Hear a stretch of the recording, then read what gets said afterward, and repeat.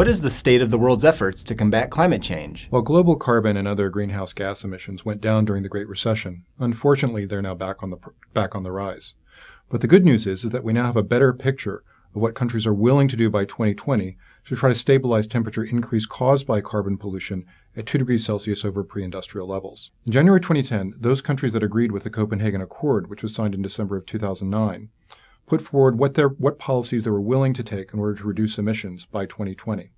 Here at the Center for American Progress, we've added up all those collected submissions, and our conclusion is that all these parties together, if they do everything they say they will do, then we're 2/3 of the way by the end of the decade in terms of the emission reductions that we need to see. What is on the agenda for COP17? There are two major buckets of issues on the agenda for COP17.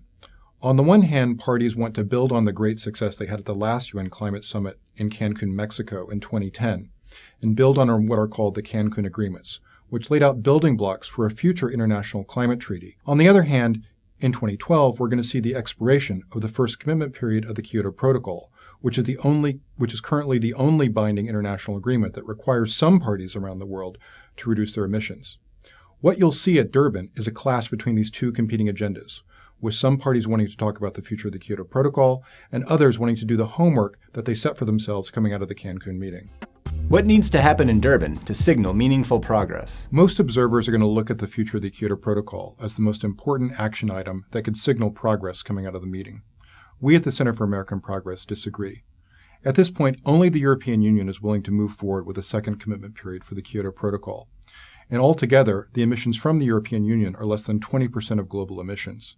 So even if that treaty does continue, it can't possibly solve the problem that we're facing. The Green Climate Fund is the most important part of the pledge made at the last two climate summits to eventually mobilize $100 billion annually by 2020 to fight climate change, both through mitigation and adaptation efforts in developing countries.